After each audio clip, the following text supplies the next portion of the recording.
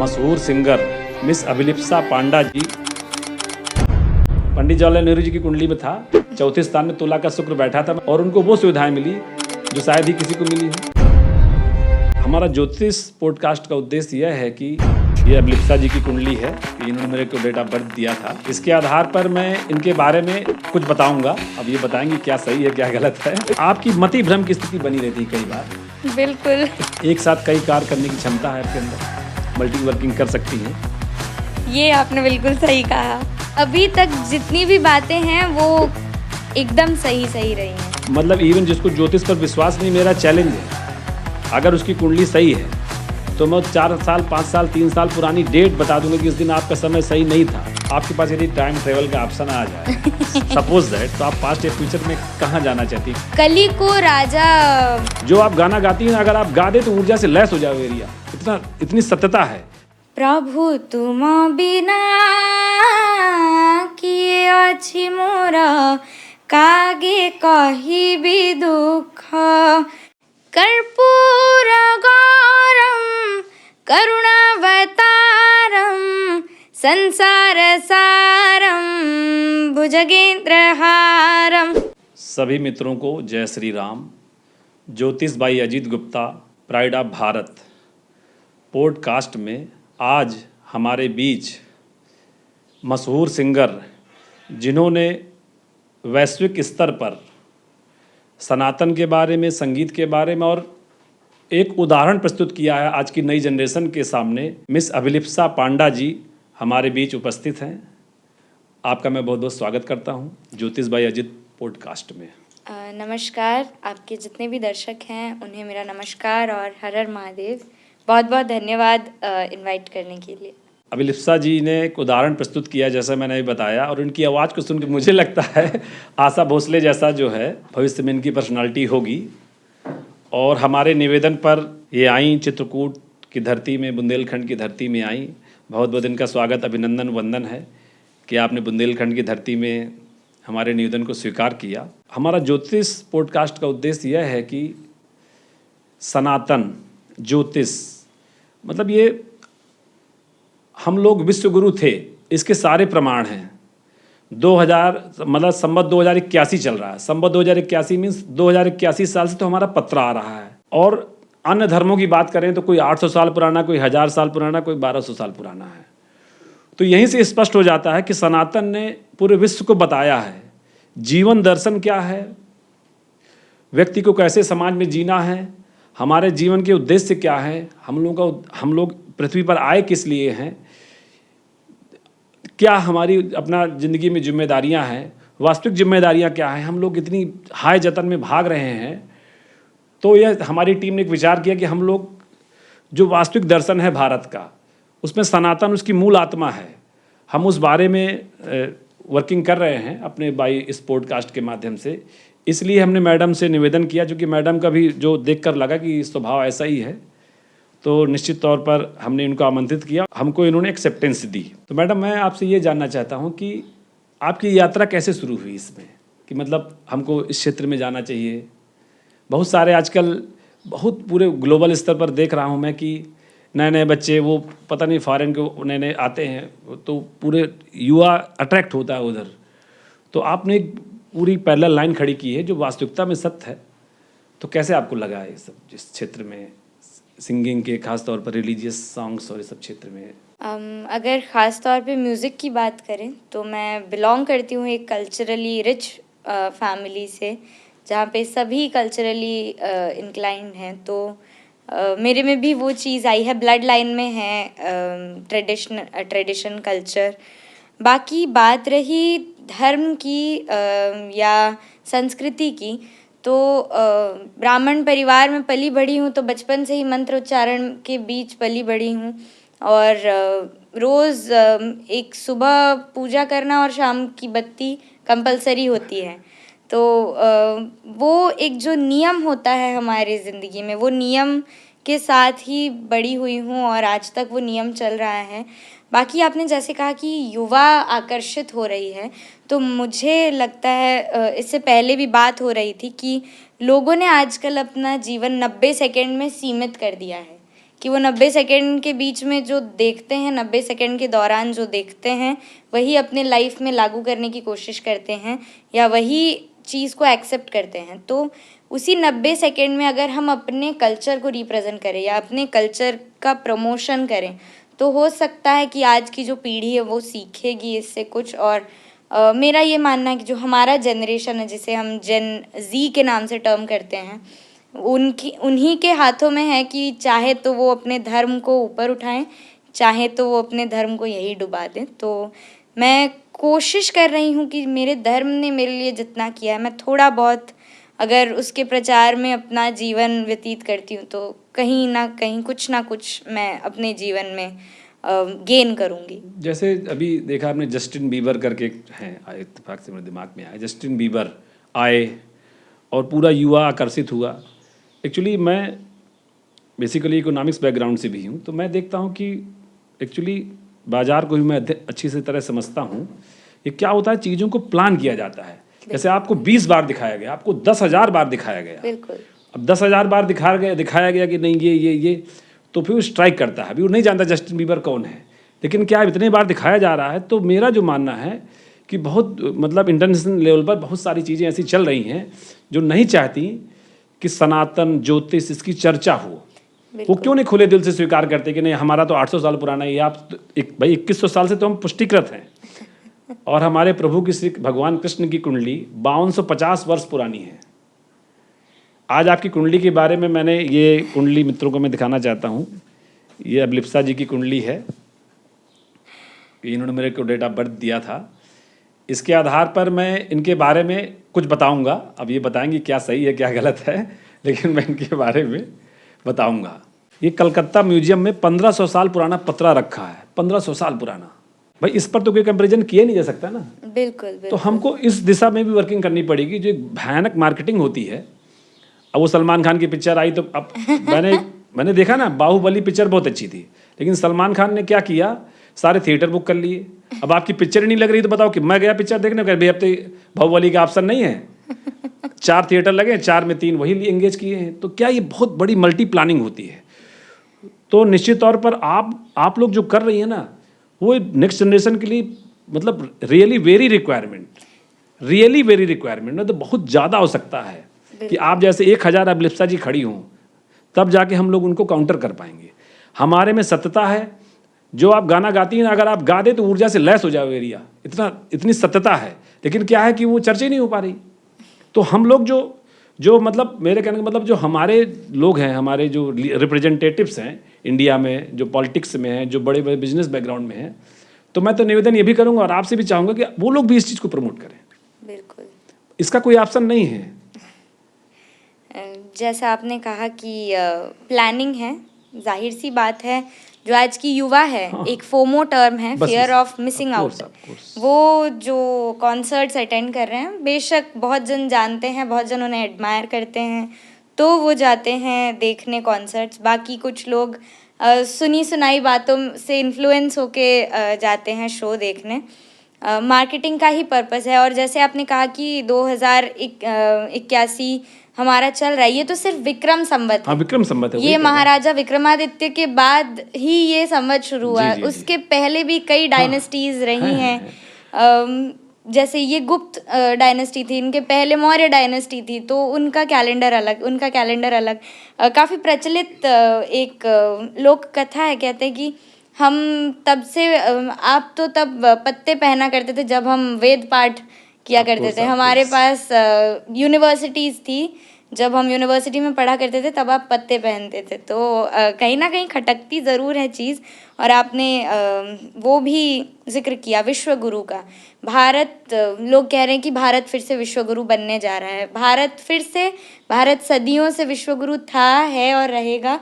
बाकी बात है बस रिवाइवल की, और जो सेल्फ रियलाइजेशन होती है भारत के, अगर हर एक नागरिक, हर एक सदस्य को वो रियलाइज़ हो गया कि हम टॉप मोस्ट लेवल पे हैं या टॉप मोस्ट कंट्री के रेजिडेंट हैं, तो शायद भारत माँ को इतनी पीड़ा ना झेलनी पड़े। निश्चित तौर पर सही कह रही हैं आप कि जो एक एटमॉस्फेयर चल रहा है, क्या है कि मार्केटिंग इस लेवल पर चल रही है कि एआई और डाटा, दो ऐसे टर्म्स है, एआई और डाटा। जैसे मैं अमेज़ान के बारे में कोई उदाहरण दूंगा, हमें लगता है कि हमारा प्रोडक्ट अमेज़ान लौटा देता है, लेकिन उनके पास डाटा है। पर चला उनकी 1 लाख करोड़ की सेल्स है, 1 लाख करोड़ की सेल्स में डाटा है, एआई उनका बता रहा है कि हमारा जो सेल्स मतलब रिटर्न प्रोडक्ट लौटता है वो लौटता है 1,000 करोड़ का। उनके सिस्टम ने कैलकुलेशन करके बता दिया कि भैया 1,000 करोड़ का जा रहा है। तो क्या वो लोग एआई के माध्यम से काम कर रहे हैं। तो ये अब वो पूरा का पूरा आप समझ लीजिए कि जैसे मैं गूगल को भी देखता हूँ कि जैसे हम लोग कोई चर्चा कर रहे हैं, थोड़ी देर बाद गूगल में वही चीज़ ऑटोमेटिक हिस्ट्री में आ जाएगी। आप सोचो आपको कहाँ से कैच कर रहे हैं वो, मतलब किस लेवल पर आपको लड़ना पड़ेगा। मुझे लगता है आपको भी बड़ा संघर्ष करना पड़ रहा होगा अपने सेक्टर में, जो मेरा पर्सनली एक्सपीरियंस काम कर रहा है, क्योंकि वो पूरा टारगेट है कि ऐसे लोग, जैसे मैं पुरानी पिक्चरों को देखता हूँ, मैं देखता हूँ कि वो पूरा एक पिक्चर क्रिएट करके एक मतलब मुस्लिम धर्म गुरु को दिखा दिया, ईसाई का वो एक बीच में डाल दिया, मतलब कुल मिला के कि नहीं ये अच्छा था, ये ऐसा था, वैसा था। ये आपने भी महसूस किया होगा ऐसा? मैंने काफ़ी चीज़ें महसूस की है, पर वो काफ़ी विवादास्पद हो जाएंगी। जब तक हम एक लेवल पे नहीं पहुंच जाते, हम उन टर्म्स को पोक नहीं कर सकते, ना ही हम लोगों के विश्वास पे आघात डाल सकते हैं।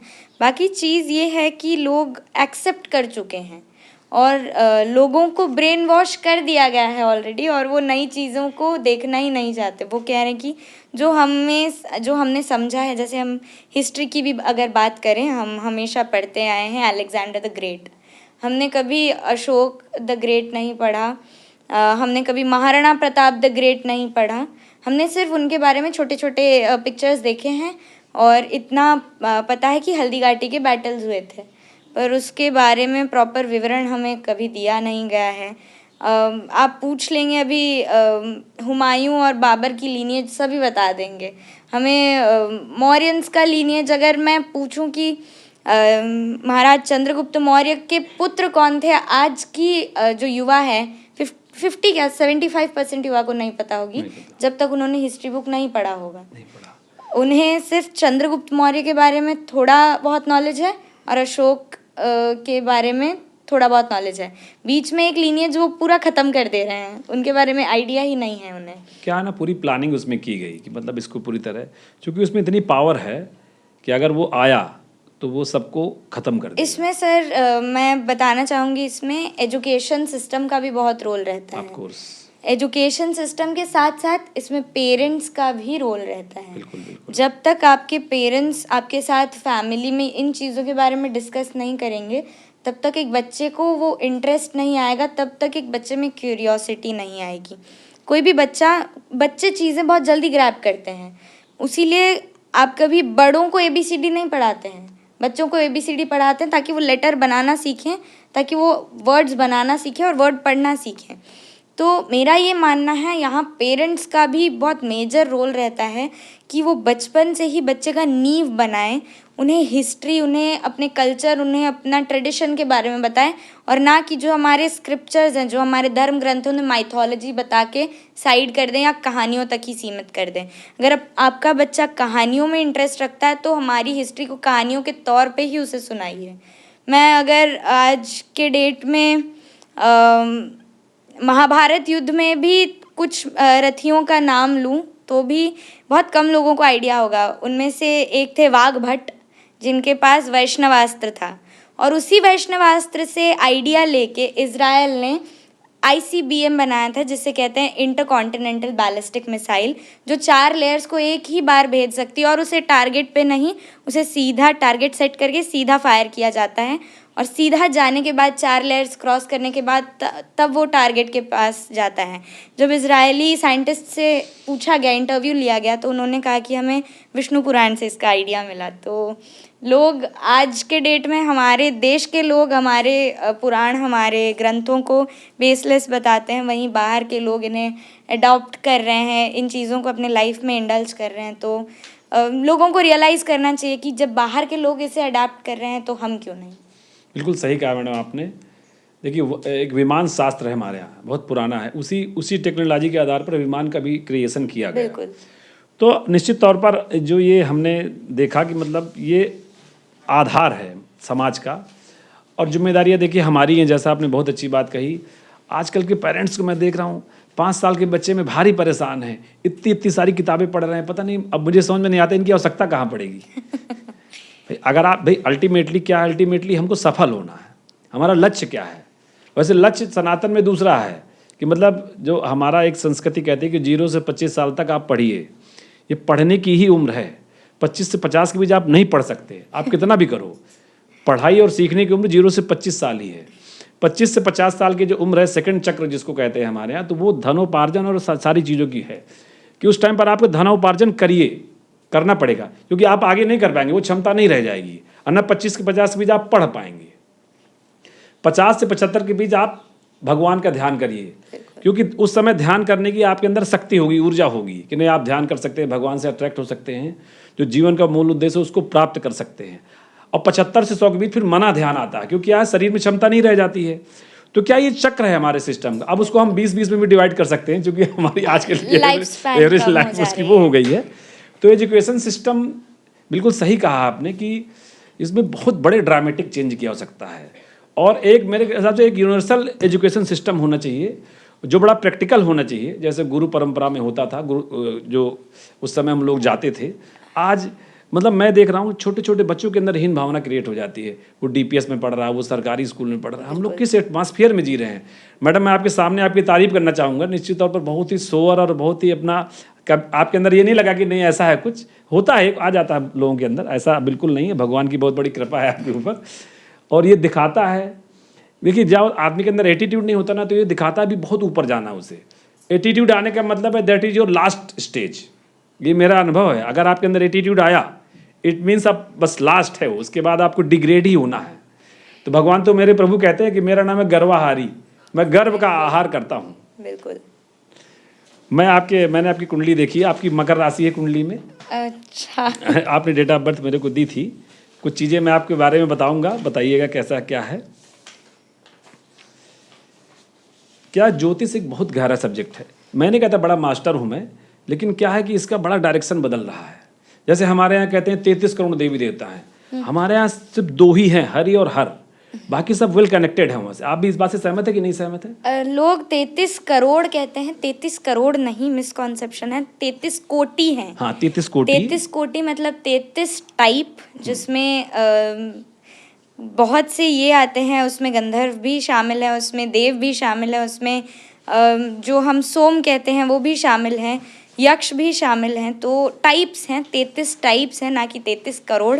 आप बिल्कुल मिसकॉन्सेप्शन में मत रहिएगा। मैंने आज के डेट में बहुत सारी मीम्स भी देखी हैं। हाँ। कहते हैं कि आप लोग अपने ये में, दूसरे धर्म के लोग हमें पोक करते हैं कि आप लोग कहते हैं भगवान एक है, तो आप 33 करोड़ देवी देवता की पूजा क्यों कर रहे हैं। पहले आप अपना ज्ञान पूरा करके आइए, तब हमें पोक करिए। और हमारे भी कल्चर में ये रह रहा है कि हमारे कल्चर में जो लोग हैं वो भी हमारे कल्चर के बारे में जानना नहीं चाह रहे हैं। तो प्रॉब्लम वहाँ पे भी रहती है कि जब सामने का आदमी आपको पोक कर रहा है, आपके पास जवाब नहीं है, आप उसे करेक्ट जवाब नहीं दे पा रहे हैं, ना अपने आप को डिफेंड कर पा रहे हैं।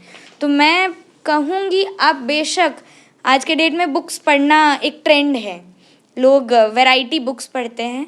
अगर आप बुक पढ़ना चाहते हैं या शुरुआत करना चाहते हैं, एक बार श्रीमद् भगवद गीता से शुरू तो करिए। आपको मेरा मानना है दूसरा कोई बुक पढ़ने की ज़रूरत ही नहीं पड़ेगी।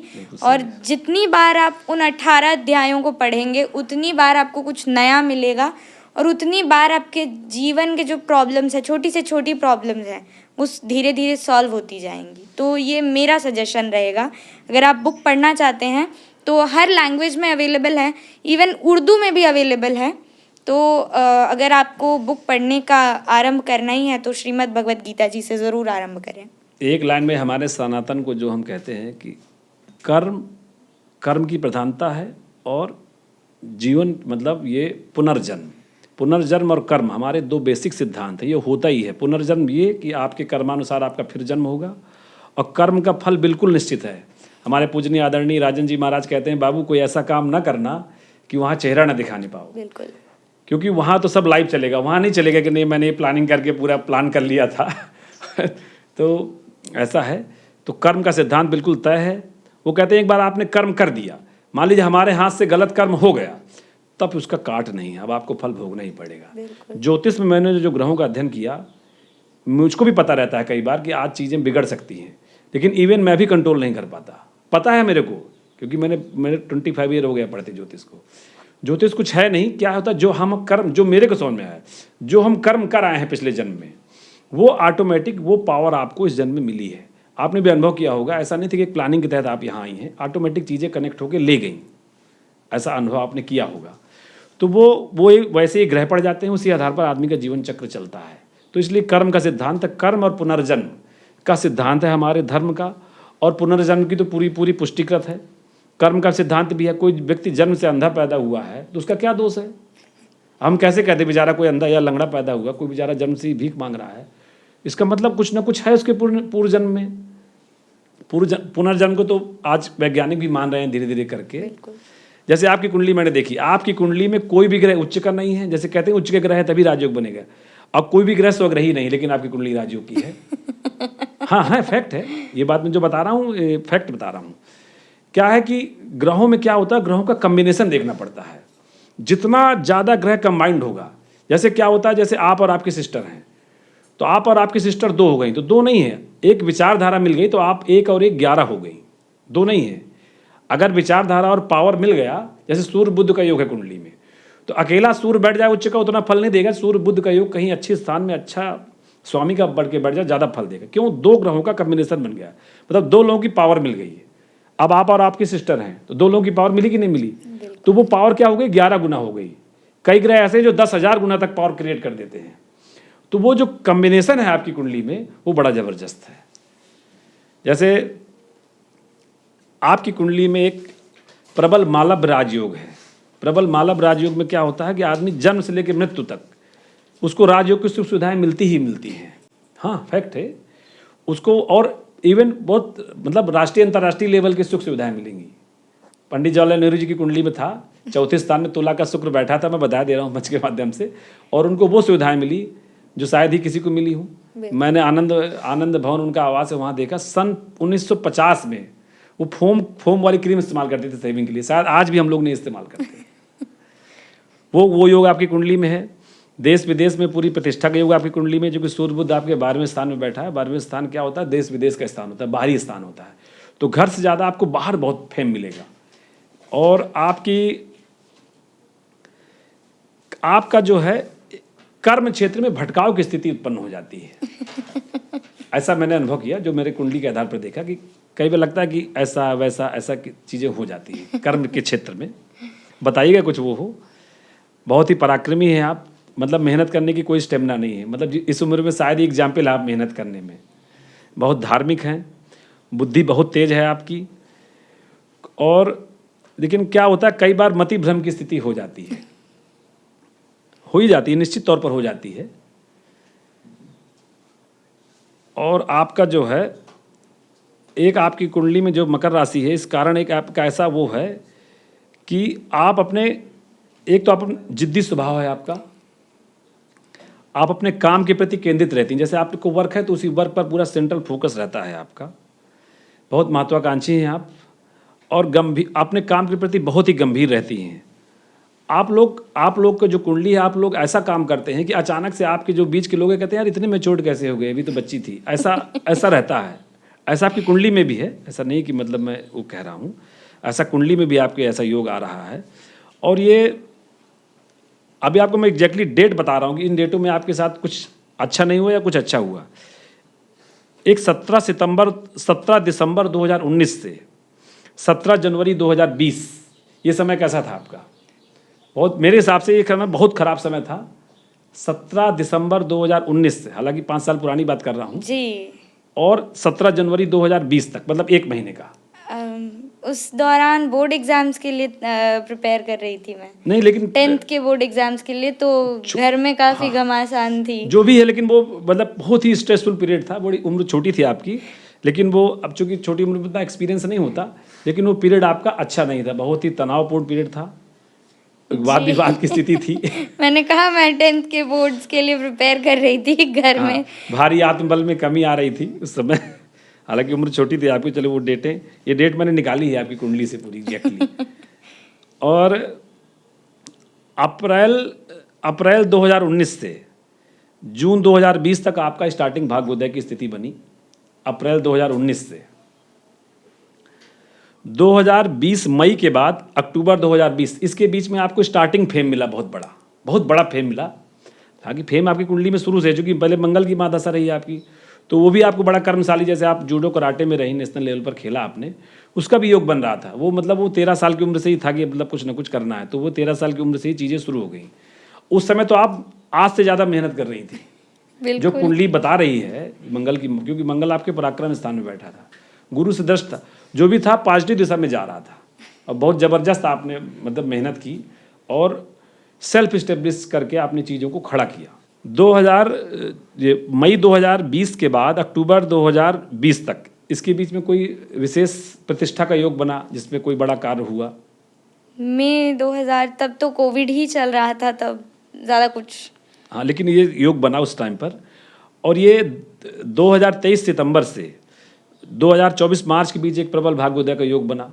2023 सितंबर से जी 2024 मार्च के बीच एक प्रबल भाग्योदय का योग बना। यहाँ पर कुछ ऐसी चीज़ें बनी जिससे आपकी लाइफ में बेस बना मजबूत। उसी दौरान मैं गवर्नमेंट ऑफ इंडिया की चाइल्ड राइट्स की ब्रांड एम्बेसडर बनाई गई थी। वही, क्योंकि और आपकी देखिए एक ओवरऑल कुंडली में 2 योग हैं आपके, एक तो सूर्य बुध का बुधादित्य योग है, दूसरा प्रबल मालव राज योग है। मालव राज योग जिसकी कुंडली में होता है उसको, मतलब मैं पहले बताया कि आप पढ़ेंगी उसमें, तो उसको फेम, सुख सुविधा, इवन मंत्री लेवल का पद मैं कहता हूँ ऐसा, कि मतलब उसको उस तरह की सुख सुविधाएं जिंदगी भर मिलती हैं। ऐसा योग का उसका फलादेश होता है जो मैंने आपकी कुंडली में देखा। आपकी मति भ्रम की स्थिति बनी रहती है कई बार, कि कन्फ्यूजन की क्यों, कारण क्या है? जो 5वें स्थान है विद्या बुद्धि वाला, वो कई बार आपको कन्फ्यूज करता है कि नहीं करता? बिल्कुल। और ये कंफ्यूजन ठीक करने के लिए मेरी माँ बैठी होती हैं। हाँ। कभी कुछ होता है मैं तुरंत कॉल करती हूँ और उनका सजेशन रहता है कि आप श्रीमद् भगवत गीता पढ़िए, आपका कंफ्यूजन दूर हो जाएगा। हाँ, आपके पिताजी का भी जीवन थोड़ा संघर्षमय रहा। बिल्कुल संघर्षमय रहा माता पिताजी का। और आपने मतलब जो सबसे महत्वपूर्ण चीज़ आपके अंदर है, आपके अंदर त्याग बहुत ज़बरदस्त है, किसी के प्रति बहुत ज़बरदस्त बलिदान की भावना कूट कूट कर भरी है, बिल्कुल कि नहीं चलो, मतलब एक नेचुरल टच है कि नहीं यार ये गड़बड़ हो रहा है, इसको ठीक होना चाहिए। ऐसा एक साथ कई कार्य करने की क्षमता है आपके अंदर, मल्टी वर्किंग कर सकती हैं। ये आपने बिल्कुल सही कहा। नहीं, एक साथ कर सकते अभी नहीं, तो अभी तक जितनी भी बातें हैं वो एकदम सही रही हैं। नहीं, देखिए ये जो कुंडली है, अभी मैं आपको डेट भी बता सकता हूँ आगे की। आप मतलब इवन जिसको ज्योतिष पर विश्वास नहीं, मेरा चैलेंज है, अगर उसकी कुंडली सही है तो मैं 4 साल 5 साल 3 साल पुरानी डेट बता दूंगा कि इस दिन आपका समय सही नहीं था। अगर वो निकल रहा समय सही नहीं था तो समय सही, चाहे क्या होता है, 2 तरह से ग्रह चलते हैं। एक ग्रह को होता है आपकी कुंडली, ये ग्रह है। एक ग्रह गोचर में चलते हैं, जैसे फलादेश पंडित लोग बताते हैं। जैसे अभी आपकी कुंडली में 7.5 चल रही थी, जैसे अभी जब शनि किसी राशि में 12वें स्थान में आता है तो 7.5 प्रारंभ हो जाती है। तो 2 तरह से ग्रहों का फलादेश होता है। तो कई बार अगर कुंडली बहुत पावरफुल है तो गोचर के ग्रह कहते हैं, तो गोचर के ग्रह उतना असर नहीं करते, लेकिन असर करते हैं। ज्योतिष का एक सबसे बड़ा सत्य बता दूं, हर व्यक्ति की जिंदगी में शनि सत्य के देवता है हमारे। हर व्यक्ति की कुंडली में एक बार शनि की 7.5 या 2.5 निश्चित आती है। 30 साल में एक बार 7.5 आती है, उसी दौरान उसी साल 2 बार 2.5 आती है, मतलब 12.5 साल शनि की चीज रहता है हर व्यक्ति की। ऐसा नहीं 12.5 साल परेशान रहेगा, वहां पर ग्रहों की कॉम्बिनेशन क्या बन रही है।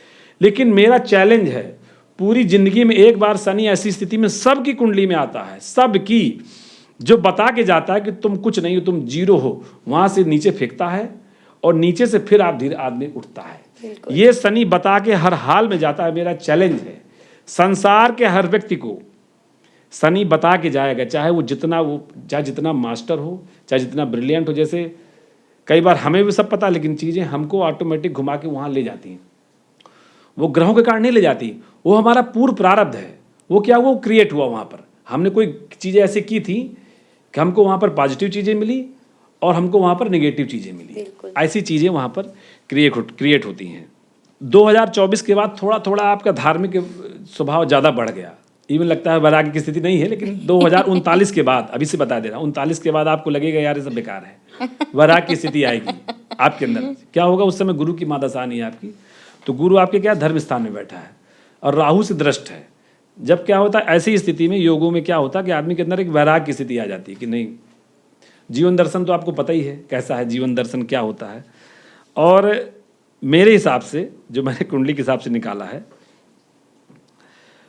2026 जून से 2027 जून के बीच, या तो 2028 जून से 2029 जून के बीच आपकी शादी के योग बनता है। अभी से बता दिया मैंने। मैं 21 साल की हूँ, ठीक है, 2025। 28-29 में बता दिया मैंने, ऐसा बन रहा है, हो सकता है और आगे बने। एक योग बनता है, बाकी फिर और आगे योग बन जाते हैं। आदमी चाहे तो कर सकता नहीं, आगे चीजें बनती है। अब आपका कोई प्रश्न हो तो मुझसे पूछिए, मैं आपको बताऊंगा। अरे आपने इनफैक्ट सारी चीज़ें क्लियर कर दी हैं, तो बाकी मैं छोड़ देती हूँ। मैं कर्म पे विश्वास करती नहीं, हूँ। कर्म पे भी, और आपकी सिस्टर भी बहुत डेवलप करेंगी, वो भी आपकी कुंडली से कनेक्टेड है, वो बिल्कुल। दिख रहा है, और जबरदस्त बॉन्डिंग है आप दोनों के बीच में। सिस्टर का भी बड़ा अच्छा योग है, क्योंकि इसमें कुंडली में हर एक स्थान का वो होता है, माता पिता सिस्टर सब कुछ होता है। तो ये बॉन्डिंग शुरू से ही है। जैसे आप लगातार काम कर रही हैं तो वो भी लगातार आपके साथ वर्किंग कर रही हैं। बिल्कुल। ऐसा पूरा कुंडली में आपके दोनों का योग है। 2 प्रबल योग आपकी कुंडली बनते हैं। बुधादित्य योग, जिससे आपको बहुत फेम मिलेगा। एक मालव योग, जिसके कारण आपको हर तरह की लग्जरी मिलेगी जिंदगी में। लग्जरी आपके साथ पीछे पीछे घूमेगी, आप प्लानिंग नहीं करेंगे लेकिन आपको लग्जरी मिलेगी। ऐसा होगा, देखिए आपने अनुभव किया होगा इस चीज़ को। जी जी, मैंने काफ़ी चीज़ें एक्सपीरियंस की हैं, और जैसे आपने बोला काफ़ी चीज़ें एकदम पूरा मैंने यहाँ तक 100 लिखा है, आपके 100% आपके आपका राज मालव योग कई तरह का होता है। आपकी कुंडली में जो योग बन रहा है वो राष्ट्रीय इवन अंतर्राष्ट्रीय स्तर की सुख सुविधा देने की गारंटी बना रहा है। मतलब इस लेवल की भी फैसिलिटीज आपको मिलेंगी, ज़िंदगी में मिली होंगी और मिलेंगी। खास तौर पर ये स्टार्टिंग तो आपकी हो ही गई है मिलने की, अब वो लगातार चलती रहेगी। और जब से गुरु की महादशा शुरू हुई आपकी, तब से आपके जीवन का बहुत अच्छा समय शुरू है, और ये लगातार चलता ही रहेगा। बीच बीच में हर्डल आते हैं। आपकी कुंडली में एक अच्छाई है, पूरी कुंडली में कोई भी ग्रह खराब नहीं है आपका। कोई भी ग्रह खराब नहीं, ये बहुत कम कुंडली में, जैसे मैंने पहले बताया आपकी कुंडली में कोई उच्च का ग्रह नहीं है, कोई स्वग्रही ग्रह नहीं है। इसके बाद भी आपकी कुंडली राजयोग वाली है। कई बार कहते हैं ना कि 3 ग्रह उच्च के हैं तो ऐसा होगा, ऐसा नहीं है कि आप, मैंने आपको कम्बिनेशन बता दिया, आपका और आपके सिस्टर का कम्बिनेशन 1 और 1 11 का ही है। इसी तरह ग्रहों में क्या होता है, ग्रहों में जब तक कम्बिनेशन नहीं बनेगा तब तक योग नहीं बनते हैं। अकेला ग्रह कुछ नहीं कर सकता, बिल्कुल कम्बिनेशन के आधार पर ही चीज़ें बड़ी होती हैं। तो ये ज्योतिष पर हमारा ये मतलब ये उद्देश्य है कि हम लोग ज्योतिष के बारे में अपने पॉडकास्ट के माध्यम से चर्चा करें। जैसे किसी को विश्वास नहीं हो रहा, सारी चीज़ें सनातन से कनेक्टेड हैं, ये है हमारा। और आपका भविष्य में क्या प्लानिंग है, कैसे, मतलब आप सनातन के बारे में कैसे और क्या मतलब सोचती हैं, जिससे जो ये मतलब एक न्यू कमर्स को, बच्चों को, खास तौर पर जस्टिन बीबर टाइप पूरा अट्रैक्ट करते हैं कि पूरा एक मास क्रिएट कर देते हैं, सब चीज़ें कर देते हैं, उसके लिए क्या आपकी प्लानिंग है कि कैसे, मतलब हम इसको कैसे ठीक करें? मैं मानती हूँ भक्ति कभी दिमाग से नहीं होती है। भक्ति में आप दिमाग लगाना बंद करेंगे तभी भक्ति आपसे हो पाएगी। दिल से आप भक्ति करेंगे तभी आप संपूर्ण भक्ति कर पाएंगे। मैं जैसे पहले भी बताया कि सनातन एक ऐसी चीज़ है, हम सागर में बिंदु समान भी नहीं है। तो हम कोशिश करेंगे कि जो मंत्र हैं, जो भेंटें हैं, जो पुरानी हैं और विलुप्त प्राय हैं, तो वो मैं लोगों तक लाने की कोशिश करूँगी एक न्यू वैरायटी में, जो उन्हें पसंद आए। जैसे म्यूज़िक का बहुत इफ़ेक्ट पड़ता, आपने बताया, तो म्यूज़िक ऐसा होगा कि लोगों को वो कर्णप्रिय होगा म्यूज़िक उनको। उसी माध्यम से मैं जो पुराने मंत्र हैं वो उन तक पहुंचाने की कोशिश करूंगी। एक मोमेंट ऐसा था कि मैंने सोचा था कि लाइफ में एक एज के बाद मैं कमर्शियल गाने करूंगी। फिर धीरे धीरे जब इसी लाइन में मैं रही और इसी में काम करती रही, तो धीरे धीरे रियलाइज़ हुआ कि जो मेरी लाइफ स्पैन है वो छोटी पड़ जाएगी अगर मैं बहुत कुछ करने की कोशिश करूंगी। तो मैं कहीं ना कहीं जब ख़त्म होगा, कहीं ना कहीं मेरा जीवन ख़त्म होने के कगार पे होगा, मेरे जीवन में मेरे को ये मैं आश्वस्त रहनी चाहिए कि अपने धर्म के लिए मैंने कुछ नहीं भी तो थोड़ा कुछ योगदान दिया है उसमें। और रात को नींद अच्छी आनी चाहिए, मुझे सुकून वाली नींद की आदत है, बिना किसी टेंशन के। तो बस आप लोगों के बीच में रहूँगी, भगवान की भक्ति करती रहूँगी, कोशिश करूँगी कि आप लोग भी भक्ति करें और मेरा योगदान उसमें हो। और यही आशा करूँगी, आगे हमारा नव वर्ष आने वाला है, तो अग्रिम शुभकामनाएं आप सभी को नव वर्ष की। कंफ्यूज मत रहिएगा। हिंदू हिंदू नववर्ष की बात कर रही हूँ, चैत्र शुक्ल प्रतिपदा। तो आप लोगों को अग्रिम शुभकामनाएं हैं नववर्ष की। और न्यू ईयर पे पटाखे फोड़ना, मैं ये बस सजेस्ट करना चाहूँगी कि बिल्कुल खुशी मनाइए। खुशी मना रहे तो हर दिन मनाइए, सिर्फ इंग्लिश न्यू ईयर का ही क्यों वेट करना। और अगर इंग्लिश न्यू ईयर मना रहे तो हमारा नववर्ष भी ज़रूर मनाएं। आपके गाने में इतना पॉपुलर हुआ कि बहुत लोगों को जलन भी हुई, एक दो लोग ने कंट्रोवर्सी क्रिएट की, उसके बारे में आपका क्या कहना है? मतलब थोड़ा सा बहुत नहीं हम कहते हैं, एक्चुअली फैक्ट क्या है उसमें? फैक्ट देखिए, जब लोगों को जैसे फरमानी नाथ जी ने कहा कि नहीं वो मेरा है, लोगों ऐसा को वैसा। क्लैरिफिकेशन काफ़ी चीज़ें इसमें हुई थी। न्यूज़ चैनल्स ने भी, काफ़ी बड़े न्यूज़ चैनल्स ने अप्रोच किया और क्लैरिफाई किया। तो पहली बात तो सबसे बड़ी बात थी कि बहुत खुशी हुई जो उसमें सारे जो मंत्र थे, मंत्र सनातन से बिलोंग करते हैं। जब किसी दूसरे धर्म का व्यक्ति उन्हें अपना रहा है और टैग कर रहा है कि ये मेरी क्रिएशन है, तो इससे बड़ी खुशी की बात और क्या हो सकती है कि धर्म के बाउंड्री में नहीं रह गया है एक मंत्र, वो धर्म के बाउंड्रीज क्रॉस कर चुका है।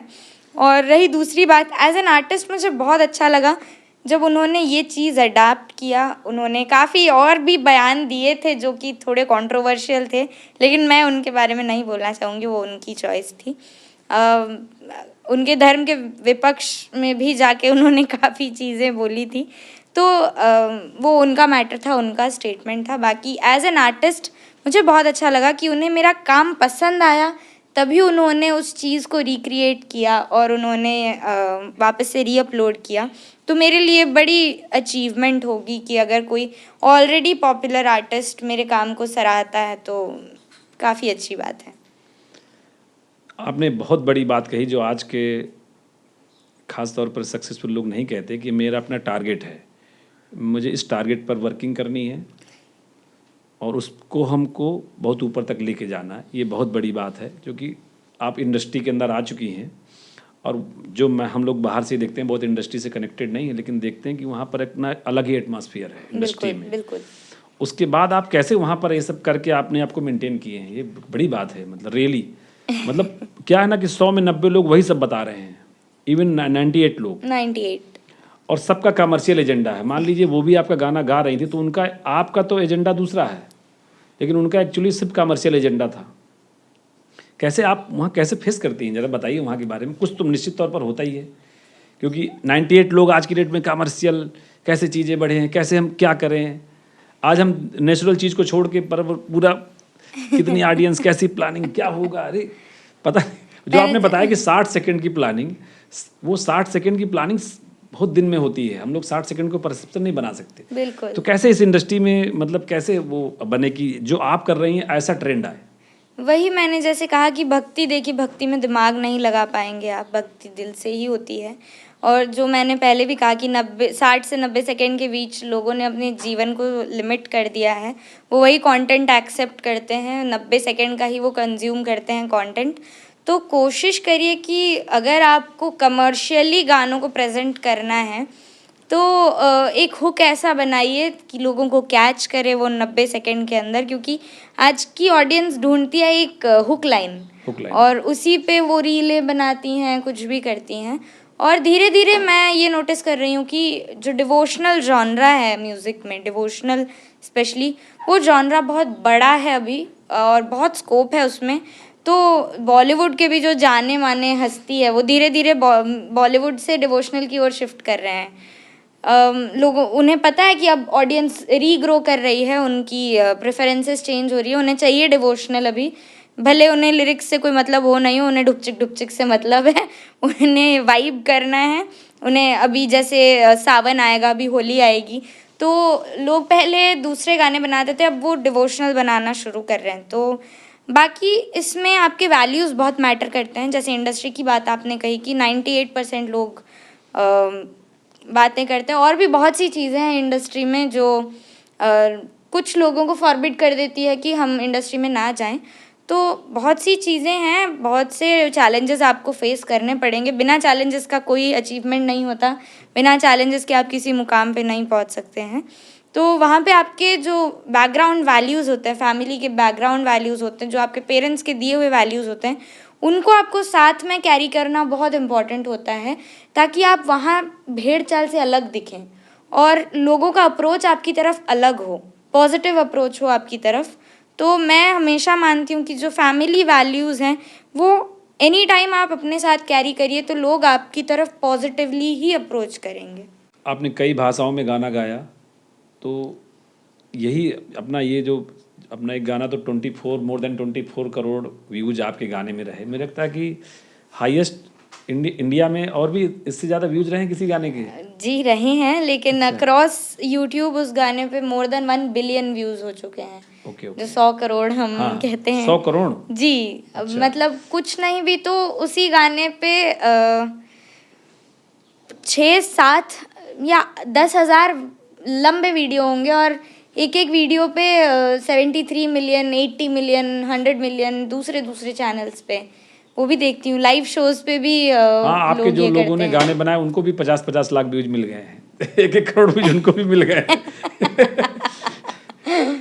कई लोगों ने अपना, तो इतना सारा कैसे आपने 20 ईयर की एज में इतना सारा कैसे कर लिया? मतलब ये भी बहुत बड़ी बात रही है। आप कराटे में भी नेशनल खेली हैं, फिर संगीत में भी बिल्कुल इंटरनेशनल लेवल पर काम कर रही हैं। कैसे इतनी सारी भाषाओं का भी ज्ञान है, तो कैसे पूरा कनेक्ट हो जाता है? भाषाएं, मुझे रीजनल भाषा सीखना और समझना बड़ा पसंद है।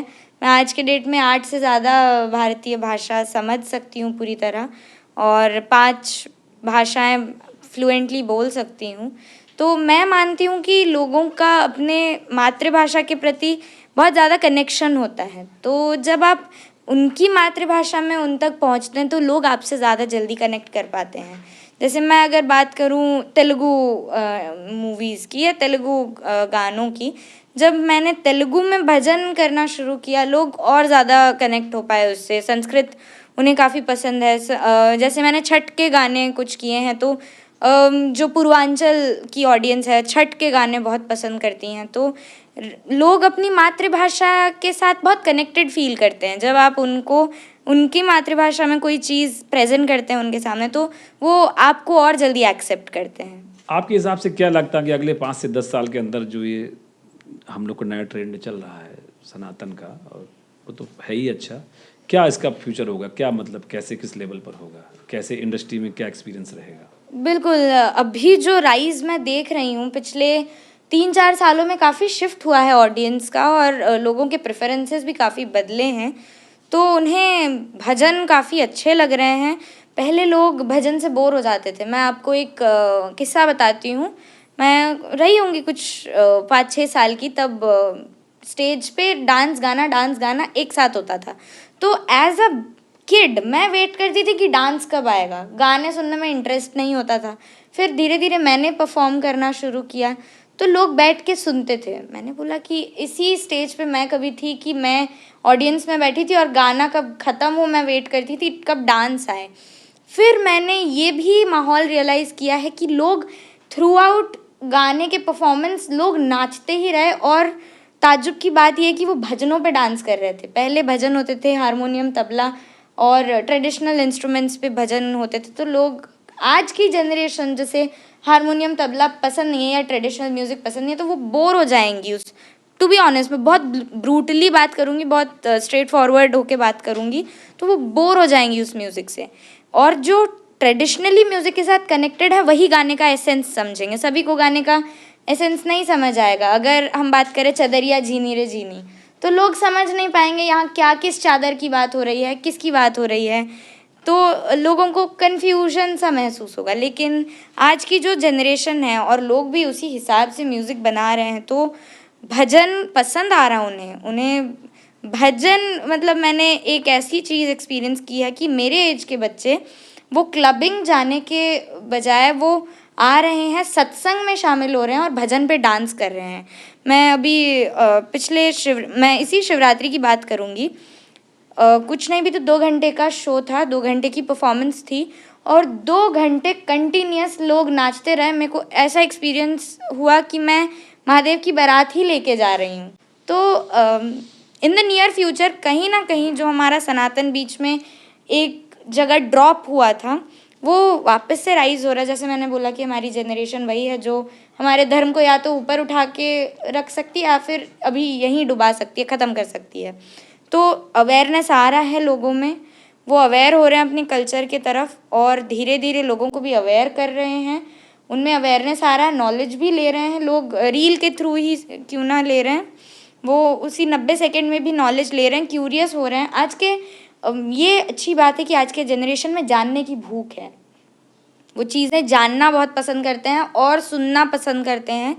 तो लोग ज्ञान ले रहे हैं, चाहे वो बुक पढ़े नहीं पढ़े, रील्स से, वीडियोस से, और लोग भी वीडियोस अपलोड कर रहे हैं नॉलेज बांटते हुए। तो इन द नियर फ्यूचर मुझे सेफ लगता है, सेफ हाथों में लगता है, क्योंकि हम ऐसी जनरेशन है जिन्होंने श्री राम मंदिर देखा बनते हुए। मैं जब छोटी थी मैंने श्री रामलला को टेंट में देखा था। अच्छा, वो याद है आपको? जी। तब पापा डिपार्टमेंट में हुआ करते थे और बहुत कड़ी छावनी हुआ करती थी। हम कहते हैं तात राम नहीं नर भूपाला, भुवनेश्वर कालहु कर काला, ब्रह्म अनामय अज भगवंता, व्यापक अजित अनादि अनंता। जिसका मतलब है कि श्री रामचंद्र सिर्फ हमारे भगवान ही नहीं, हमारे राजा भी हैं, और राजा को हमारा माई बाप कहा जाता है, हमारा पिता समान कहा जाता है, अन्नदाता कहा जाता है। तो उसी राजा को हमने टेंट में देखा है, तिरपाल के अंदर देखा था। आज वही राजा अपने महल वापस गए हैं, तो लोगों के अंदर वो भाव जगी है कहीं ना कहीं।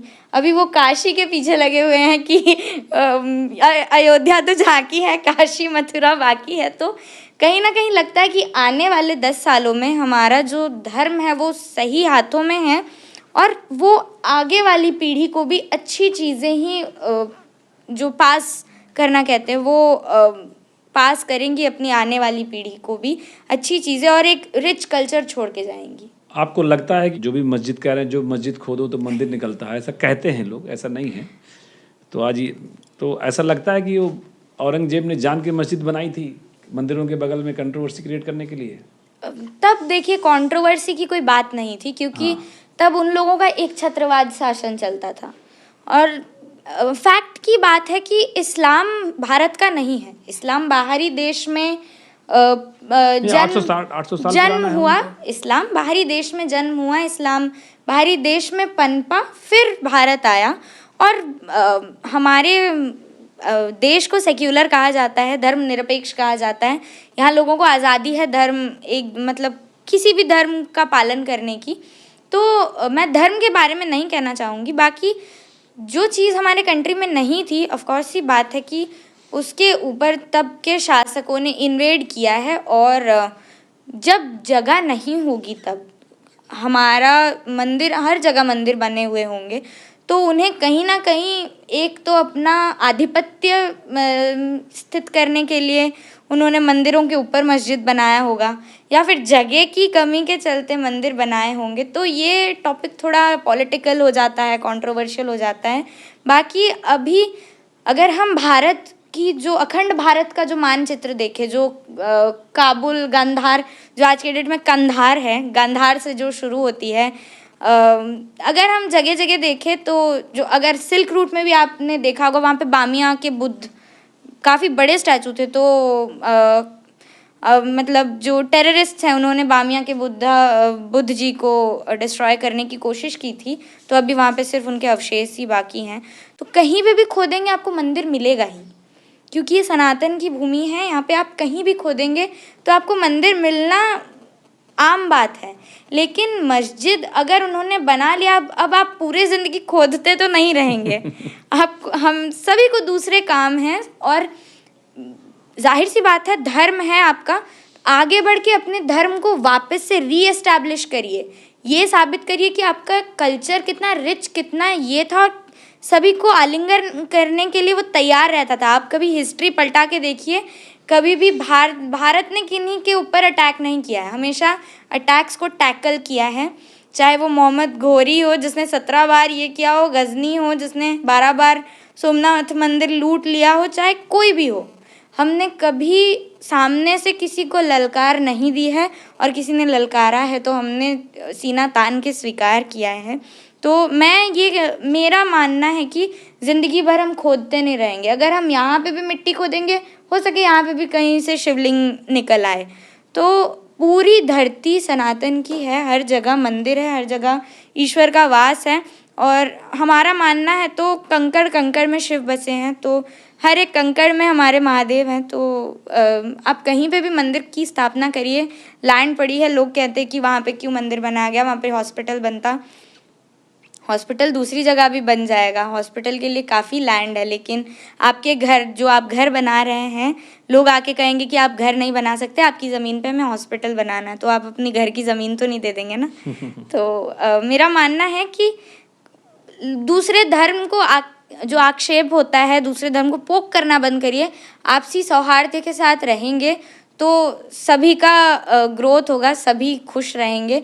और हमें जीवन में at the end of the day चाहिए तो खुशी, शांति और चैन की नींद। सही कह रही हैं बिल्कुल।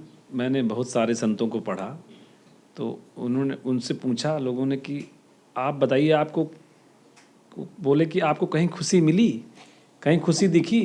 तो बोल रहे हैं खुशी तो किसी को दिखी नहीं कि कोई खुशी पाया हो। उन्होंने कहा मैंने किसी को देखा ही नहीं कि कोई खुश हुआ। वो कह रहे हैं कि हर व्यक्ति खुशी को ढूंढ रहा है, हर व्यक्ति पागल है कि मुझे खुशी मिल जाए, कैसे मैं हैप्पी हो जाऊं। और वो कह रहे हैं कि मैंने किसी को नहीं पाया कि वो कोई खुशी पा गया हो कहीं से। खुशी तो अपने अंदर है। मैं एक बात कहना चाहूँगी, खुशी ढूंढने जाएंगे तो कभी नहीं मिलेगी। जैसे ये कस्तूरी मृग होती है ना, जिसके अंदर कस्तूरी होता है, कस्तूरी की महक इतनी ज़्यादा तेज़ होती है कि वो मृग पागल हो जाता है, ढूंढता फिरता है कि कस्तूरी कहाँ है। जैसे सर ने बताया, खुशी आपके अंदर है, और ढूंढते ढूंढते वो कस्तूरी मृग मर जाता है। नॉर्मल डेड बॉडी से दुर्गंध आती है, पर कस्तूरी मृग मरता है तो भी उसके बॉडी के अंदर से सुगंध ही आती है। तो मरने के बावजूद भी वो ढूंढते ढूंढते उसकी आत्मा अतृप्त रह जाती है। तो मेरा मानना है, खुशी ढूंढिए मत।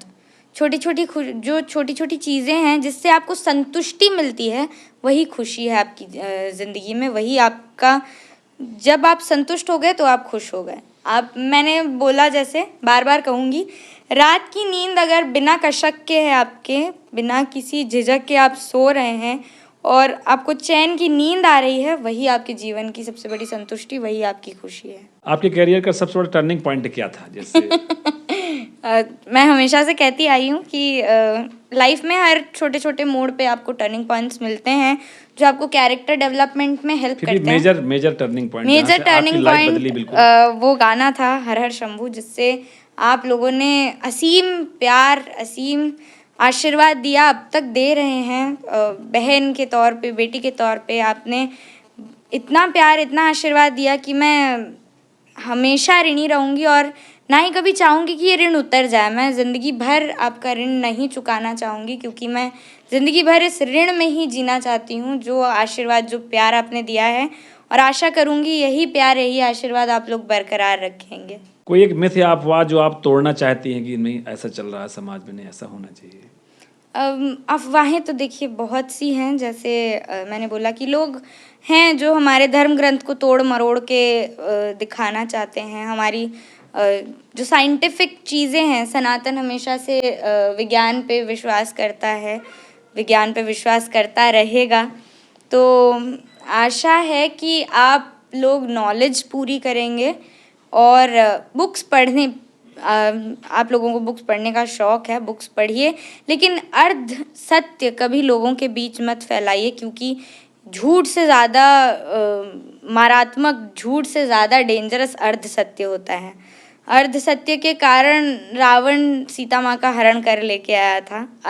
हर जगह अर्ध सत्य ही विनाश का कारण बना है। बिल्कुल सही है। तो अर्ध सत्य कभी लोगों तक मत पहुँचाइए। जब तक आपको पूरा ज्ञान ना हो, उस बारे में चुप ही रहना बेस्ट है, क्योंकि चुप्पी सबसे बड़ा औजार होती है लोगों की। आपके पास यदि टाइम ट्रेवल का ऑप्शन आ जाए, सपोज दैट, तो आप पास्ट या फ्यूचर में कहाँ जाना चाहती हैं? क्या आप चाहती हैं क्या हो? टाइम ट्रैवल कहाँ जाते? टाइम ट्रेवल मीन्स फ्यूचर में चले गए मान लीजिए। फ्यूचर नहीं बदलना चाहूँगी, ना ही मैं किसी चीज़ को छेड़छाड़ करना चाहूँगी।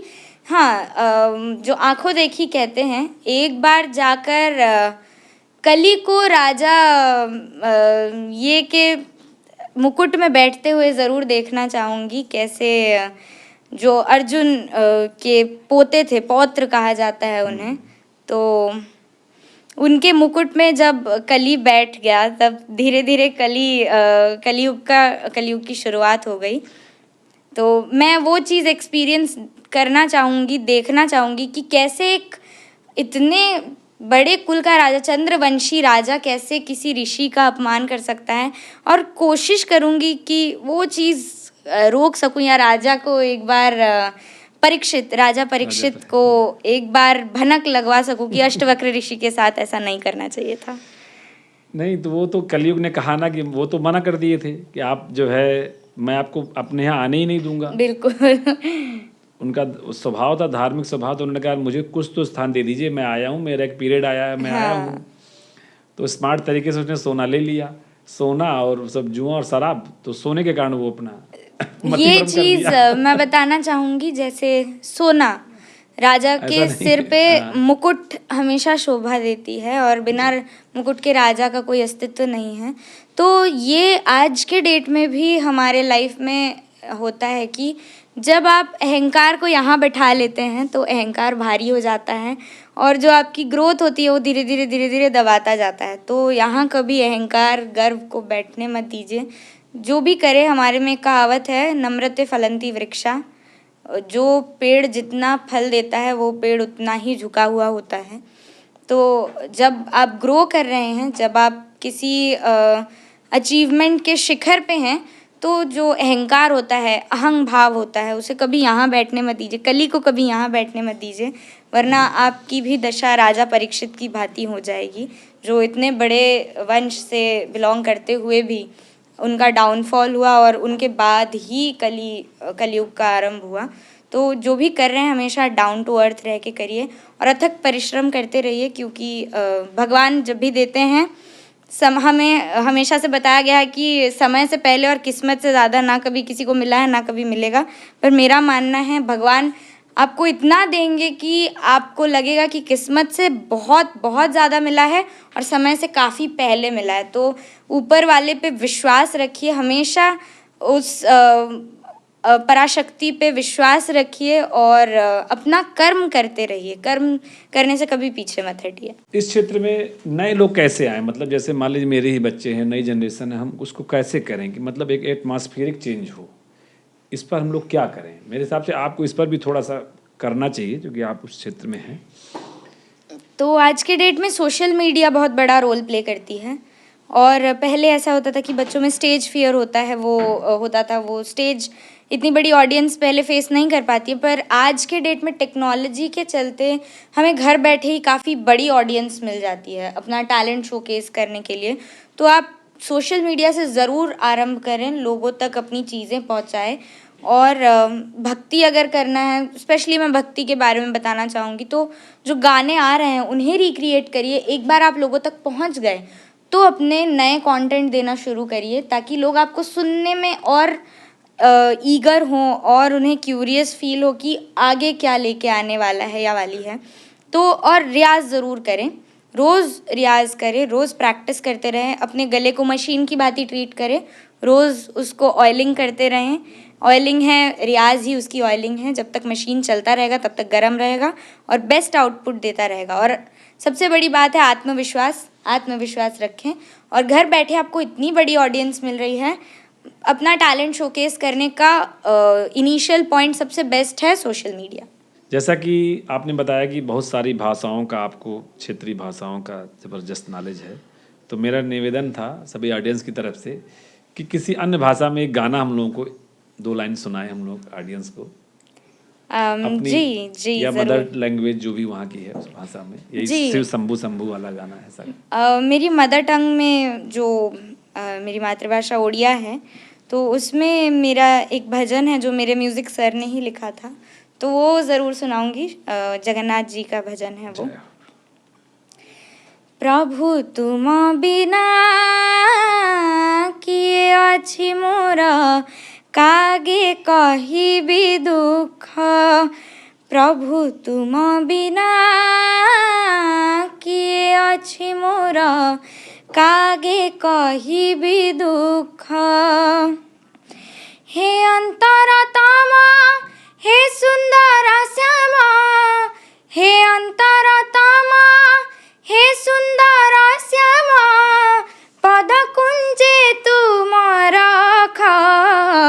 प्रभु तुम बिना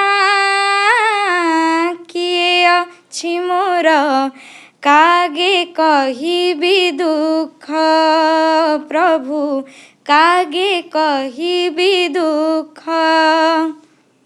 बहुत ही सुंदर। एक बुक या मूवी जो आपको बहुत पसंद है, उसके बारे में क्या रिकमेंड करेंगे आजकल के बच्चों के लिए? जी मुझे देश प्रेम से रिलेटेड मूवीज़ काफ़ी पसंद हैं और बुक्स भी मैं धार्मिक भी पढ़ती हूँ, काफ़ी तरीके के बुक्स पढ़ती हूँ। लेकिन मैं एक आध मूवीज़ ऐसी हैं जो आज के जनरेशन को सजेस्ट करना चाहूँगी कि एक बार ज़िंदगी में ज़रूर देखें वो मूवीज़। यूट्यूब पे फ्री हैं, मिल जाएंगी आपको। एक है बोस डेड और अलाइव, एक है गुमनामी जो कि सुभाष चंद्र बोस जी के लाइफ से ही रिलेटेड इन द सेंस उनके बारे में सब कुछ बताया गया है। तो आपको वहाँ पे हम हमेशा से सुनते आ रहे हैं कि प्लेन क्रैश में वो मारे गए थे प्लेन क्रैश में, तो वहाँ पे काफ़ी सारी चीज़ें अनवील हुई हैं। एक है द ताशकंद फाइल्स जहाँ पे हमारे प्राइम मिनिस्टर श्री लाल बहादुर शास्त्री जी के बारे में बताया गया है कि कैसे संदेहजनक परिस्थितियों में उनकी मृत्यु हो गई और एक देश का प्रधानमंत्री जिनकी बॉडी का पोस्टमार्टम भी करवाने का आदेश नहीं दिया गया, तो क्या बीती होगी, कैसे हुआ था। ताशकंद फाइल्स ज़रूर देखें। एक और मूवी है आर्टिकल 370 जो अभी हाल ही में रिलीज़ हुई है, वो देखें। और एक बुक है KGB फाइल्स करके बुक है जो निकितिश मित्रोखिन के द्वारा लिखी हुई है। हमारे देश की ऐसी हिस्ट्रीज़ हैं, सिर्फ हमारे देश की नहीं, जिन्हें वर्ल्ड हिस्ट्री में भी इंटरेस्ट है। उसके 2 पार्ट्स हैं। तो आर्काइव्स कहते हैं, द KGB आर्काइव्स कहते हैं उसको। तो 2 पार्ट्स हैं, एक पार्ट 1 पार्ट 2। इंडियन हिस्ट्री के बारे में अगर जानना है आपको तो पार्ट 2 ज़रूर पढ़िएगा।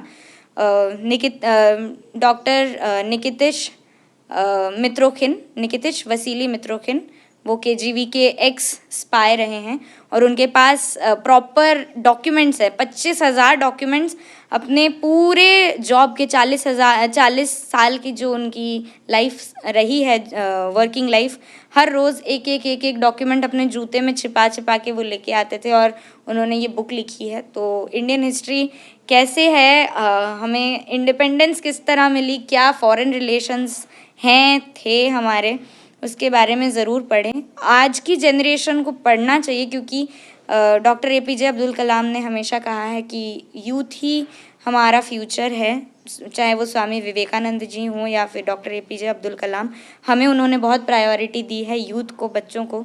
तो उन्हें अगर फ्यूचर बनना है इस देश का तो उन्हें अभी से देश के पास्ट के बारे में नॉलेज होना चाहिए। तो ये कुछ मूवीज़ हैं और ये बुक हैं। और बोस, एक डॉक्टर चंद्रचूड़ घोष ने लिखी है बुक बोस करके, वो ज़रूर पढ़ें। ये कुछ बुक्स हैं जो मैं आप लोगों को सजेस्ट करना चाहूँगी पढ़ने के लिए। रिलीजियस बुक्स हम कभी और डिस्कस करेंगे, पर जो मेन बुक्स हैं ये ज़रूर पढ़िएगा। चाणक्य के बारे में क्या राय है आपकी? आपने पढ़ा चाणक्य के बारे में? बिल्कुल, मैं बहुत मानती हूँ उन्हें और लाइफ में काफ़ी सारे गुरु ज्ञान हैं उनके जो मैं फॉलो करती हूँ। जैसे लोगों को रिस्पेक्ट देना इन द सेंस ऑफ गुरु, जो हमारी गुरु शिष्य परंपरा थी पहले, गुरुकुल में बच्चों को पढ़ाया जाता था तो सभी वहाँ पे क्या राजा क्या रंक, सभी के बच्चे एक समान थे।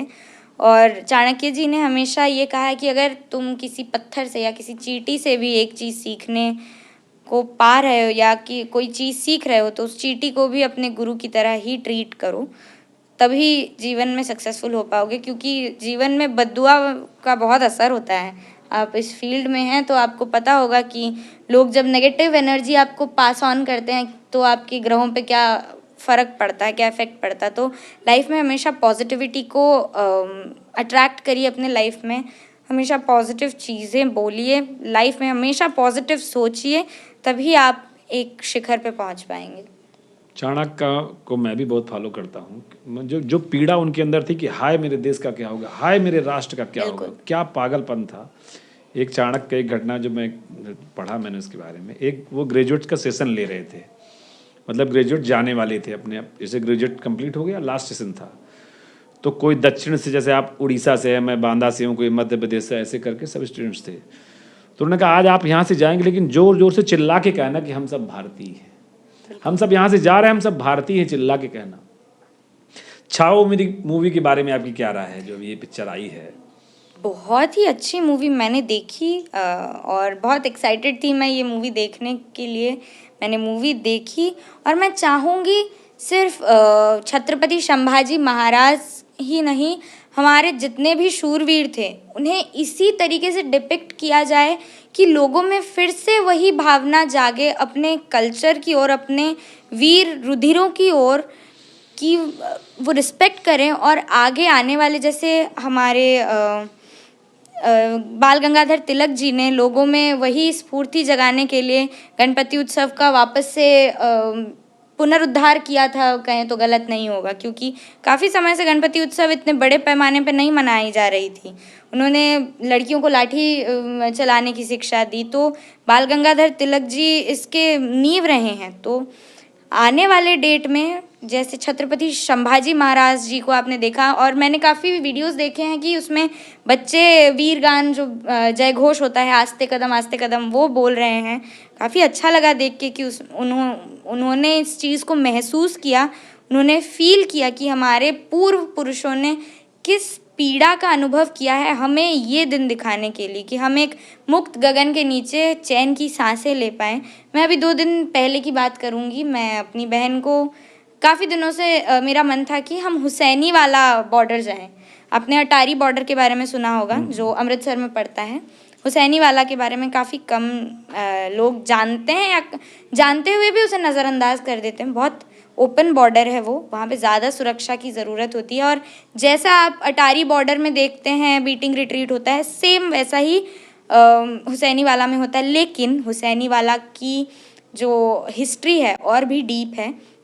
तो मेरा मन था मैं जाऊं वहाँ, तो 500 किलोमीटर की ड्राइव एक दिन में पूरी करके मैं गई थी अपनी बहन को लेके। वहाँ हमारे जो 3 वीर पुरुष हैं, भगत सिंह जी, सुखदेव जी और राजगुरु जी, उन्हें डेट से एक दिन पहले ही फांसी दे दी गई थी, और उनकी बॉडी, ताकि लोगों को पता ना चले और विद्रोह की भावना ना जागे, तो उनके बॉडी को छोटे छोटे पीसेस में काट के नदी के साइड फेंकने के लिए जब जा रहे थे, तो वहाँ से कुछ गांव वाले पास कर रहे थे। उन्होंने देखा कि बॉडी के पीसेस हुए हुए हैं, और उन्होंने कलेक्ट किया। वहाँ पे उन्हें समाधि दी गई है।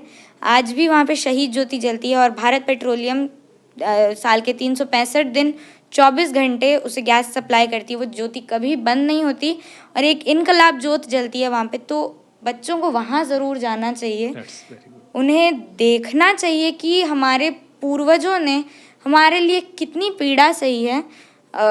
एक चीज़ कहना चाहूँगी, अहिंसा के मार्ग से कभी भी आपको आपका हक नहीं मिला है।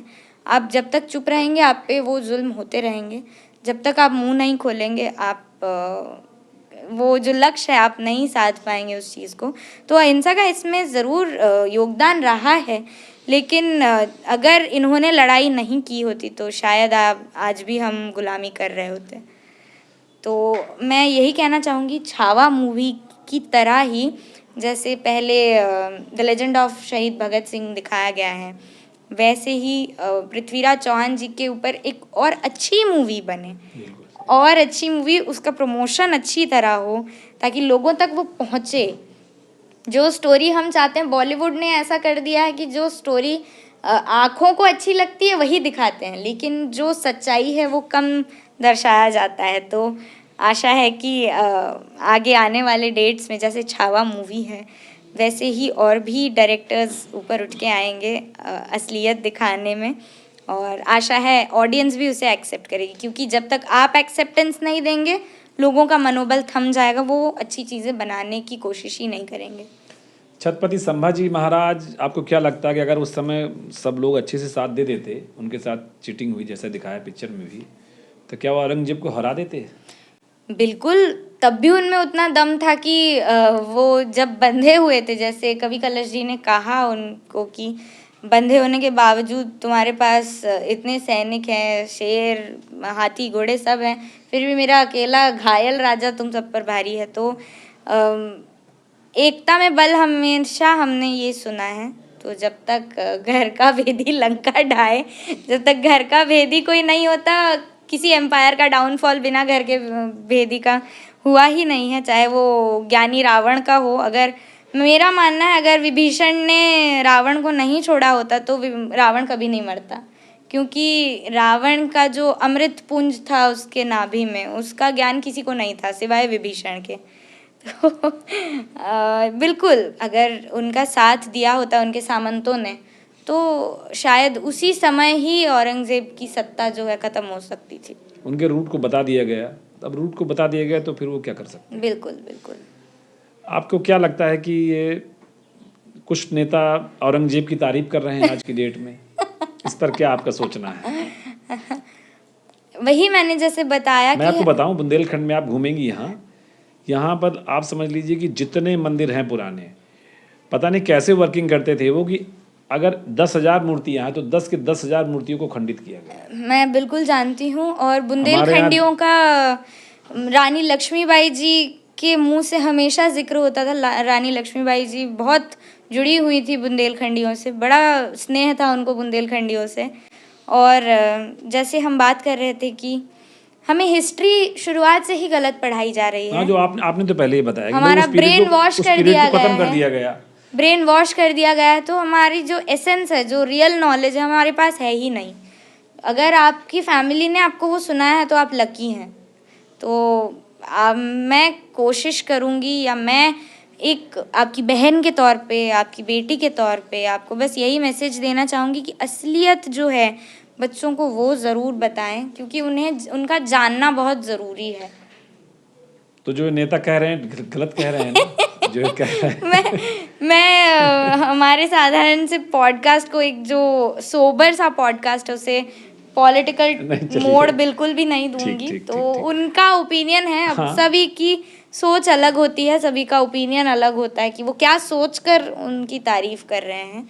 तो वो हमारा उस पे कोई भी स्टेटमेंट देना गलत ठीक है, वो होगा। आपके विचार, मतलब हम तो खाली आपका विचार जानना चाहते थे। रानी दुर्गावती का नाम सुना आपने? बिल्कुल। आप वो इस बांदा की ही बेटी थी। ये कालिंजर है यहाँ पर। जी, आपने पढ़ा उनके बारे में कुछ? मैंने रानी दुर्गावती के बारे में बहुत कुछ सुना है, पर ये पहली बार सुन रही हूँ कि वो वो बांदा की बांदा बेटी की थी। थी। कालिंजर है यहाँ, जहाँ किला है वहीं उनका मतलब बर्थ प्लेस वही था। और एक तीर से शेर का शिकार करती थी। जी, एक तीर से। इतिहास में पढ़ने में जो हम लोग, रानी दुर्गावती मेडिकल कॉलेज, बांदा का नाम जो मेडिकल कॉलेज है, रानी दुर्गावती मेडिकल कॉलेज है। अच्छा। इनका ससुराल था वहाँ जबलपुर में, उधर गोंडवाना ससुराल था।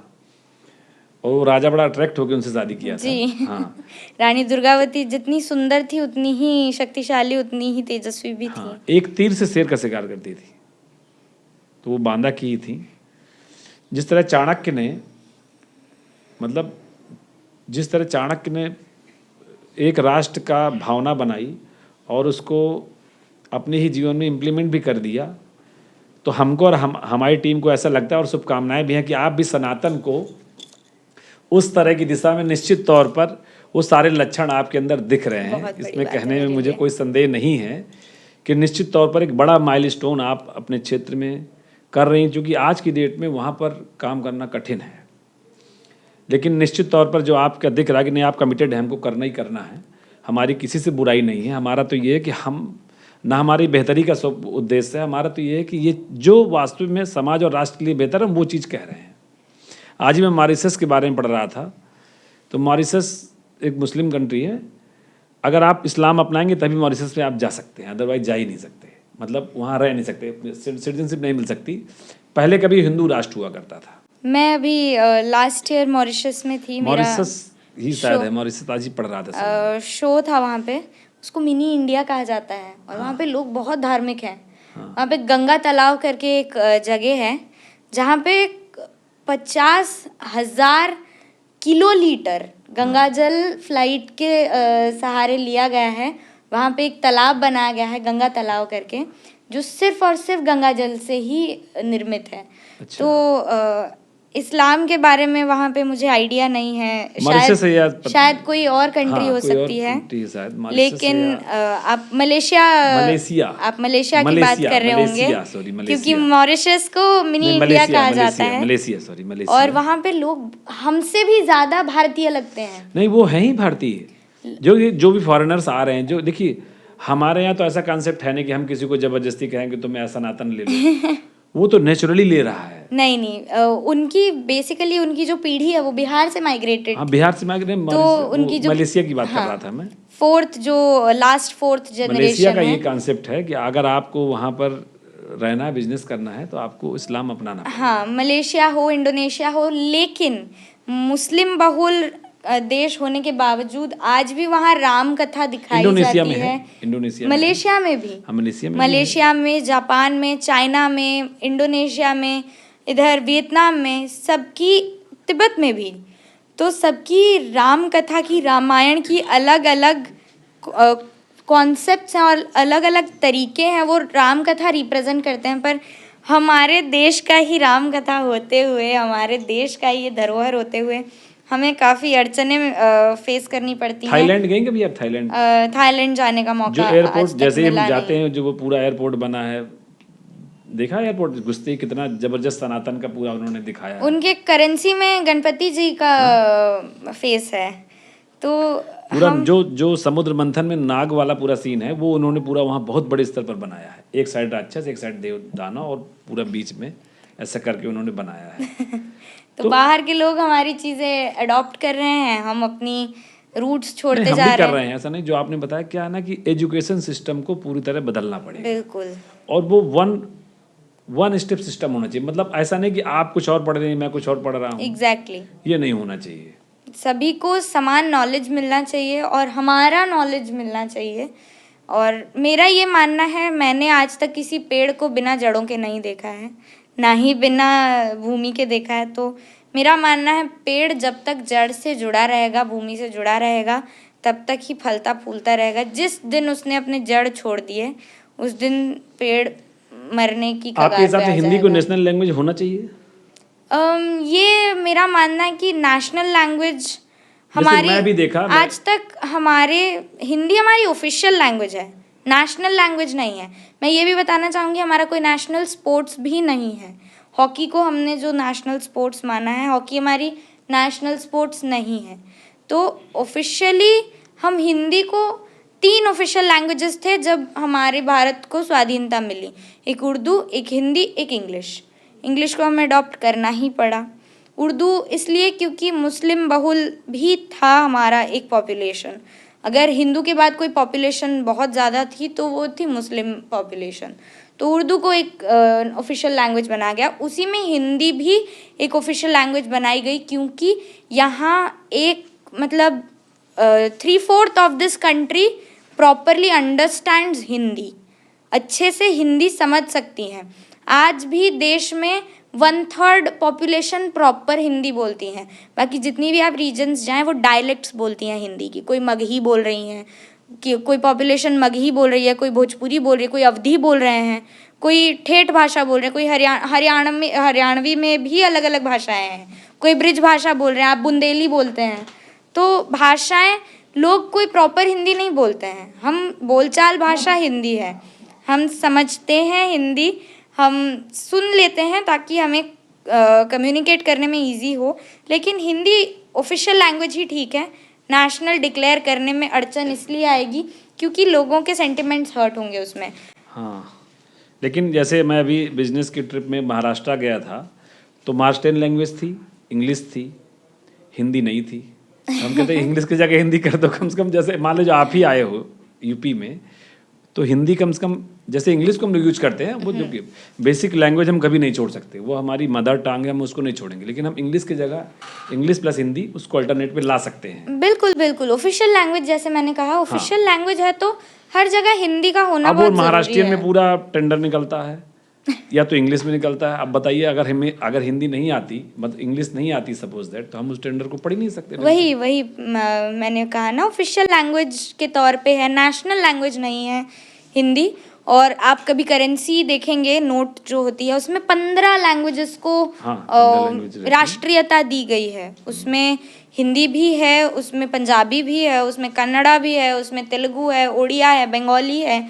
तो 15 लैंग्वेजेस उसमें एडेड हैं। तो एक बार जाके करेंसी को ध्यान से देखिएगा आज उसमें कि 15 लैंग्वेजेस होती हैं उसमें, और उसमें करेंसी का नाम लिखा होता है। 1 रुपया है, उसमें संस्कृत भी है। तो अगर हम वैसे कहें कि संस्कृत हमारी जो जननी भाषा है, तो फिर तो संस्कृत भी आप बोलना सीखिए, ज़बरदस्ती आपको संस्कृत भी बोलनी पड़ेगी, ऐसी बात नहीं है। हिंदी ऑफिशियल लैंग्वेज है तो उसका इंक्लूड होना ज़रूरी है, लेकिन बाध्यता नहीं है आप बाध्यता पे नहीं कि होनी आप चाहिए। बोलिए या आपको मानना ही पड़ेगा। समझने के लिए, सहूलियत के लिए हिंदी होना चाहिए हर जगह। अंत में मैं यही कहना चाहूँगा कि जो मैंने बताया कि आपके अंदर वो सारे लक्षण दिखते हैं जिसमें आप इतिहास में कुछ अपने आप को बनाएंगी, और चाणक्य जैसा एक नाम देश और विदेश में आपका फैलेगा। और आपकी कुंडली में जो राहु की महादशा चल रही है, राहु एक्चुअली क्या होता है कि इमीडिएट रिएक्शन का ग्रह का स्वभाव होता है। जैसे ज्योतिष में कहते हैं कि राहु का फल हर हाल में मिलता है, दिखता है। उस महादशा की पीरियड से आप 21 के बाद से गुजर रही हैं, तो यूनिक चीज़ें आपकी ज़िंदगी में होंगी। आपका कुंडली में एक और विशेष योग है जो मैंने अभी उस समय बताया नहीं था। आपकी कुंडली में अति आत्मबल का योग है। मान लीजिए पीएम भी आपके सामने बैठे हैं तो भी आपका कॉन्फिडेंस लूज नहीं होगा एक भी। ये आपका विशेष पर्सनालिटी, विशेष आत्मबल है आपके अंदर। हालांकि ये बल ईश्वरीय बल होता है। आत्मबल को मैं अपनी परिभाषा में कहता हूँ ईश्वरीय बल। जिसके अंदर जितना ईश्वर का बल होगा उतना ही उसका आत्मबल मजबूत होगा। कुछ पूर्व जन्म के संस्कार हैं आपके कि वो ऑटोमेटिक आपको मिला, और इस जन्म में तो मान लीजिए आपके कर्म हैं ही बहुत अच्छे। अंत में मैं यही कहना चाहूँगा जी, जो आपने एक जो गाना आपका पॉपुलर हुआ, जिससे आपने न्यू कमर्स को, बच्चों को एक नया उदाहरण प्रस्तुत किया, जो उनको लगता है कि हम लोग भी उनको सबको छोड़ के इस ट्रैक में आगे बढ़ सकते हैं, उसको भी 2 लाइन आप सुना देती हैं हमारे ऑडियंस को तो जो जरूर जरूर, सौभाग्य होगा मेरा। कर्पूर गौरम करुणावतारम संसार सारम भुजगेन्द्रहारम सदा वसंतम हृदयारविंदे भवं भवानी सहितं नमामि। हर हर शंभु शंभु शंभु शंभु शिव महादेव शंभु शंभु शंभु शंभु शिव महादेव। बहुत बढ़िया, बहुत ही सुंदर। बहुत बहुत धन्यवाद। कोई अपकमिंग प्रोजेक्ट आपका जो आप शेयर करना चाहें? जी, बहुत जल्दी भूतनाथ अष्टकम आएगा। अभी रिसेंटली महाकाल भैरवाष्टकम आया है। आपने काल भैरवाष्टकम ऑन अ रेगुलर बेसिस सुना होगा, परंतु ये महाकाल भैरवाष्टकम है, थोड़ा रेयर है और बीज मंत्र है, तो वो ज़रूर सुनिएगा। और बहुत जल्दी भूतनाथ अष्टकम आएगा, जो कि अपने 12 ज्योतिर्लिंगों में सिर्फ बोर्ड्स में देखा होगा पर गाया नहीं है किसी ने, तो वो लोगों तक सुरबद्ध और तालबद्ध करके लेके आ रही हूँ मैं। और आशा है उस मंत्र को भी आप प्यार देंगे, आशीर्वाद देंगे, सुनेंगे, और पिछले प्रोजेक्ट्स को आपने जितना प्यार और आशीर्वाद दिया, इसको भी अपना उतना ही प्यार, आशीर्वाद और सानिध्य देंगे। हम गौरी शंकर भोलेनाथ भगवान नारायण से प्रार्थना करेंगे कि हमने जो कहा है, या हम लोग की ऑडियंस जो चाह रही है कि चाणक्य की तरह आप सनातन के लिए पूरे विश्व में एक ध्वजा लहराएं, जो इसकी वास्तविकता है वो समाज का अंतिम व्यक्ति जाने। व्यक्ति निर्माण, समाज निर्माण, राष्ट्र निर्माण में ज़बरदस्त आपकी भूमिका हो। बच्चे आगे बढ़ें, नया एजुकेशन सिस्टम बने, उस पर आपकी ज़बरदस्त भूमिका रहे। इन्हीं सब के साथ बहुत बहुत बधाई और धन्यवाद। बहुत ही शानदार आपकी पर्सनालिटी है, बहुत ही शानदार आपका फ्यूचर है, और निश्चित तौर पर भोलेनाथ के आशीर्वाद से बहुत ही शानदार आपका जीवन रहेगा। और जो आपका वास्तविक उद्देश्य है, जो टारगेट आपने पहले ही बना लिया कि मुझे एक ही गड्ढा खोदना ताकि परमानेंट पानी निकले उस थीम में आप निश्चित सफल होंगी। बहुत बहुत धन्यवाद।